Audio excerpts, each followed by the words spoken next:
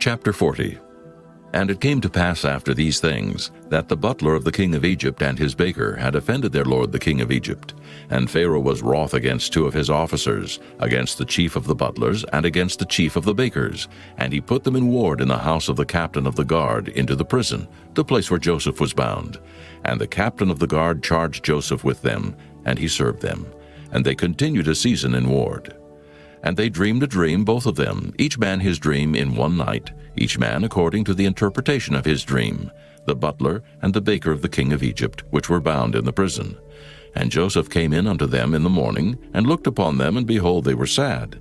And he asked Pharaoh's officers that were with him in the ward of his lord's house, saying, Wherefore look ye so sadly today? And they said unto him, We have dreamed a dream, and there is no interpreter of it. And Joseph said unto them, Do not interpretations belong to God? Tell me them, I pray you.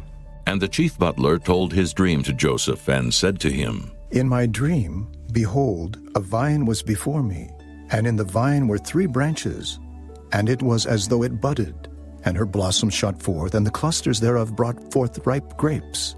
And Pharaoh's cup was in my hand, and I took the grapes and pressed them into Pharaoh's cup, and I gave the cup into Pharaoh's hand. And Joseph said unto him, This is the interpretation of it. The 3 branches are 3 days. Yet within 3 days shall Pharaoh lift up thine head, and restore thee unto thy place. And thou shalt deliver Pharaoh's cup into his hand, after the former manner when thou wast his butler. But think on me when it shall be well with thee, and show kindness, I pray thee, unto me, and make mention of me unto Pharaoh, and bring me out of this house. For indeed I was stolen away out of the land of the Hebrews, and here also have I done nothing that they should put me into the dungeon.